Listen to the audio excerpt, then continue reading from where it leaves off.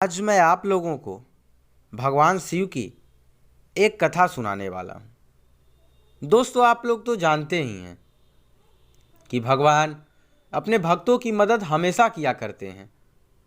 तो इस कहानी में भी हम कुछ ऐसा ही सुनेंगे। एक बार की बात है, एक गांव में एक साधु पंडित रहा करता था। उसे साधु बोलें या पंडित, वो दोनों ही था। पंडित उसे नहीं कहते जो जात से पंडित हो। पंडित तो उसे कहा जाता है जो कि विद्वान हो, जो पूजा पाठ करता हो, जो भगवान में विश्वास रखता हो, वही सर्वज्ञ पंडित है।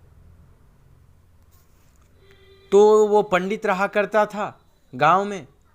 वो सबकी मदद किया करता, साथ ही साथ रोज भगवान शिव की पूजा किया करता था। उसकी पत्नी उससे बहुत नाराज रहती थी कि अपने पास तो खाने को है नहीं, लेकिन पंडित जी दान दक्षिणा दे दिया करते हैं। लेकिन वो पंडित जी से बहुत प्रेम भी किया करती थी, क्योंकि वो पूजा अर्चना बहुत किया करते थे और ये सब पंडित जी की पत्नी को बहुत पसंद था। चूँकि इसलिए वह पंडित जी से बहुत प्रेम करती थी।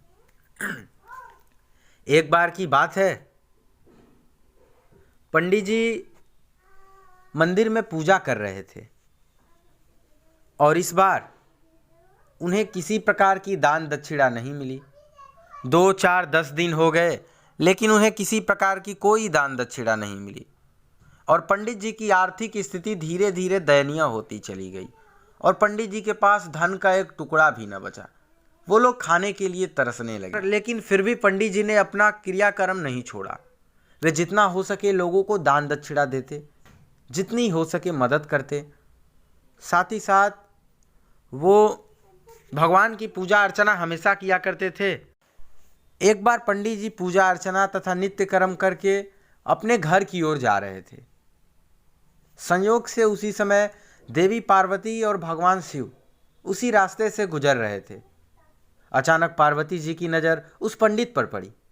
पार्वती जी ने शिव जी से कहा, ये आपका भक्त है, आपका बहुत पूजा पाठ किया करता है, दान दक्षिणा भी दूसरों को देता है, लेकिन फिर भी इसकी स्थिति बहुत दयनीय है। आप इसकी कोई मदद नहीं करते, आप अपने भक्तों की देखभाल नहीं कर रहे हो। तो भगवान शिव ने कहा, देखना, ये मेरे शिवलिंग पर जो बेलपत्र रोज चढ़ाता है, वही बेलपत्र ये इसे धनवान बनाएगा। उसी रास्ते से एक सेठ गुजर रहा था जो कि छिपकर शिव और पार्वती की बातें सुन रहा था। तो उसके दिमाग में एक योजना आई। उसने सोचा कि जब बेलपत्र से यह पंडित धनवान हो सकता है तो मैं क्यों नहीं।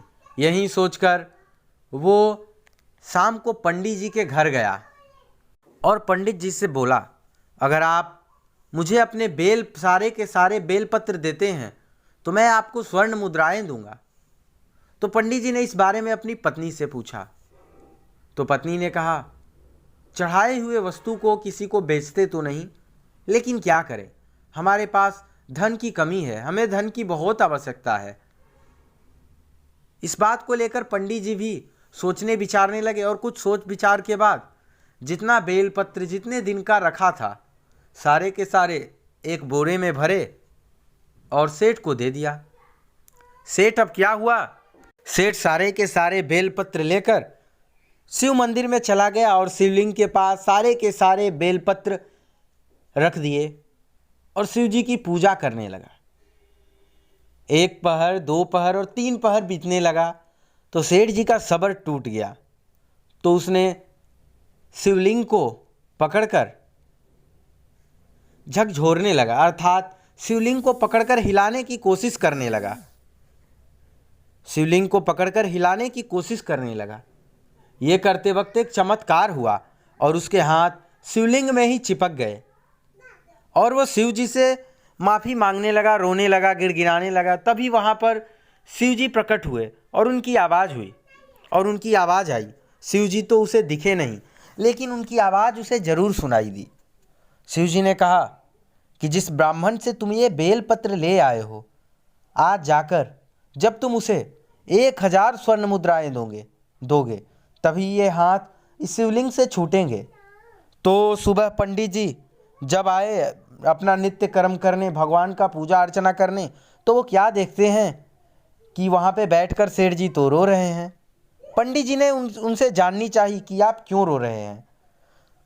तो सेठ जी ने कहा, आप पहले मेरे बेटे के पास जाइए, मेरे बेटे को बुलाइए और बोलिए कि तुम्हारे पिता ने 1000 स्वर्ण मुद्राएं तुमसे मांगे हैं और लेकर मंदिर में चलने के लिए कहिए। सेठ जी का बेटा अपने पिता की यह बात सुनकर 1000 स्वर्ण मुद्राएं लेकर मंदिर में प्रवेश किया। तो सेठ जी ने कहा, ये स्वर्ण मुद्राएं तुम पंडित जी को दे दो। तो सेठ के बेटे ने स्वर्ण मुद्राएं पंडित जी को दे दी। जैसे ही पंडित जी ने स्वर्ण मुद्राएं ग्रहण की, वैसे ही सेठ का हाथ उस शिवलिंग से छूट गया। अब उधर पार्वती जी शिव जी से कह रही हैं, आपने तो अपने भक्त को कोई धन नहीं दिया, उसे फिर से गरीब ही रखना है क्या? तो शिव जी ने कहा, मेरे पास धन कहाँ है जो मैं उसे दूंगा। हाँ, लेकिन अब वो गरीब नहीं रहा। मैंने उसकी सारी मदद कर दी, उसकी सारी कष्ट समाप्त कर दी। अब वो सुखी से अपना जीवन व्यतीत कर सकता है। मैंने उसे धनवान बना दिया। तो ये कहानी थी। अगर कहानी अच्छी लगी हो तो लोगों तक पहुंचाइए, लोगों को भेजिए, शेयर कीजिए। ऐसी ही कहानियाँ और वीडियोस हमारे चैनल पे मिलते रहेंगे। तो चैनल को सब्सक्राइब करके बेल आइकन को प्रेस कर दें।